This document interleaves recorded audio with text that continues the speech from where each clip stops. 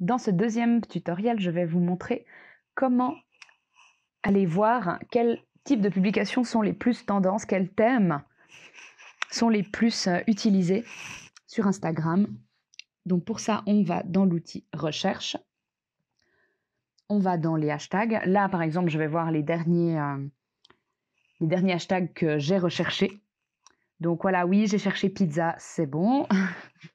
Mais pour ma défense, c'était pour un client qui a un restaurant de pizza et qui voulait absolument faire du réseau social. Donc j'avais envie d'aller voir qu'est-ce qui se faisait dans ce domaine-là.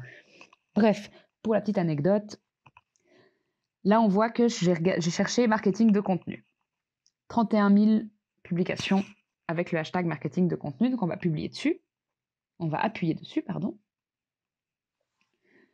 Et là, c'est vraiment très intéressant parce qu'on a aussi beaucoup de filtres. Enfin beaucoup, on en a 3. Le premier, c'est la popularité. C'est-à-dire que c'est les contenus qui sont le plus performants avec leur audience. C'est vraiment les contenus avec lesquels les gens, en général, interagissent le plus. Donc tous les gens qui sont intéressés par le marketing de contenu, ils vont potentiellement être très intéressés par ces contenus-là, par les relais de blog, par les infographies, par les carousels qui donnent beaucoup d'informations, etc. Donc ça, c'est vraiment une mine d'or pour aller s'inspirer de voir qu'est-ce qui fonctionne vraiment bien. Si on en prend un au hasard, ces erreurs que tu fais dans tes réels, ça c'est un carrousel. Ben voilà, il a déjà 16 commentaires. Bon, il a été publié le 1er février, mais on voit qu'il a beaucoup de commentaires.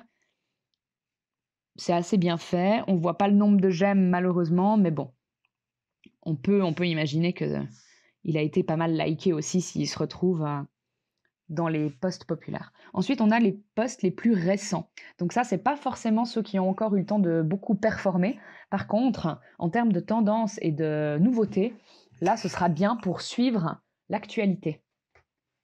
Par exemple, s'il y a une nouvelle fonctionnalité Instagram qui sort et que vous voulez être absolument au courant, eh ben, vous allez chercher le hashtag Instagram et vous allez vous y abonner et vous allez directement tomber sur toutes les nouveautés Instagram dans ce filtre-là.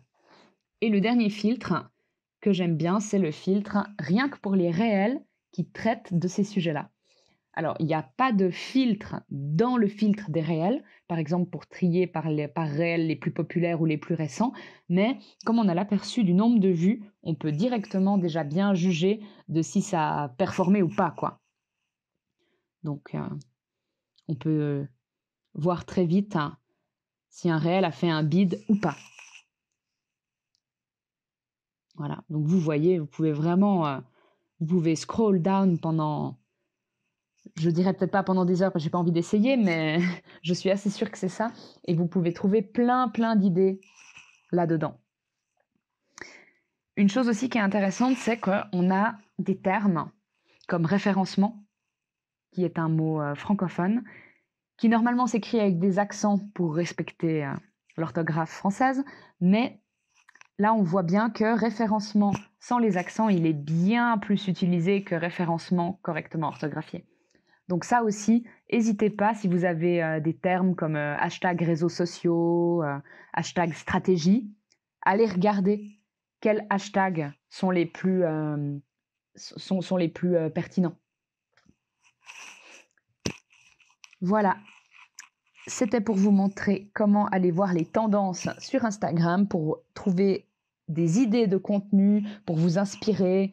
Attention, encore une fois, pas pour copier, parce qu'il faut que vous puissiez avoir votre propre identité, vos propres contenus, une authenticité que les abonnés ils vont aimer et du coup qu'ils vont suivre. Parce que si c'est juste pour faire du copier-coller, non seulement Google il aimera pas ça à cause du duplicate content, et ça pourra pénaliser votre site, et surtout, vous risquez aussi que les abonnés ils s'en aperçoivent. Et ça, après votre crédibilité, elle en prend un coup, et pour rattraper ça, ça prend beaucoup de temps. Voilà, j'espère que ce tutoriel vous a été utile.